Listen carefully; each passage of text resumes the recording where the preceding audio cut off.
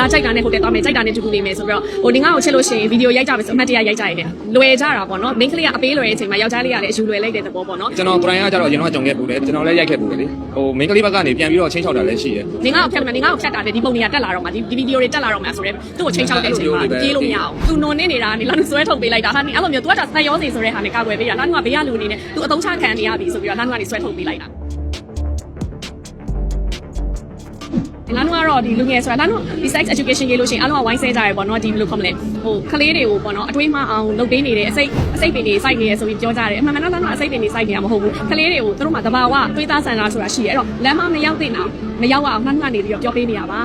ပြောပြချင်တာကဆိုလို့ရှိရင်ကဲဟိုတယ်မှာပဲတွေ့ရင်တွေ့မယ်ကားထဲမှာပဲတွေ့ရင်တွေ့မယ်အိမ်မှာလိုက်တွေ့ရင်တွေ့မယ်ဘယ်လိုပဲတွေ့အဲ့ဒီအချိန်မှာကိုယ့်ကိုချစ်လို့ရှိရင်ဗီဒီယိုရိုက်တာတွေခွင့်ပြုပါဆိုတော့မိန်းကလေးတွေအနေနဲ့ကသူတို့ခွင့်ပြုပေးခဲ့ကြတယ်ပေါ့နော်ဒါပေမဲ့ဒီယောက်ျားလေးဒီသူတို့ရဲ့ဖုန်းကိုတခြားလူကိုပေးသုံးနေဖြစ်ဖြစ် hack လုပ်ခံရတာပဲဖြစ်ဖြစ်သူကစိတ်ဆိုးလို့အရန်နှိမ့်ကြလုံးလို့ပဲဖြစ်ဖြစ်တင်လိုက်တဲ့အချိန်မှာအားလုံးခံရတယ်လူတွေကတင်ကြတာမိန်းကလေးပဲခံရတဲ့အချိန်ကဆိုမဟုတ်ဘူးဒီကောင်လေးကိုမွေးထားတယ်ဒီလိုစိတ်ဓာတ်နဲ့ရှိတဲ့ယောက်ျားကိုမွေးထားတယ်မိဘကအချက်ကွဲတာမိန်းကလေးကအချက်မကွဲသူချစ်တဲ့ယောက်ျားလေးကိုသူပြုစုပေးနေတာဘာမှမဖြစ်ဘူးဒီမိန်းကလေးအချက်ကွဲတာမဟုတ်ဘူးဒီလိုမျိုးစိတ်ဓာတ်အောက်တန်းကြပြီးတော့အရသာခံပြီးတော့ဖုန်းနဲ့ဗီဒီယိုရိုက်ထားတဲ့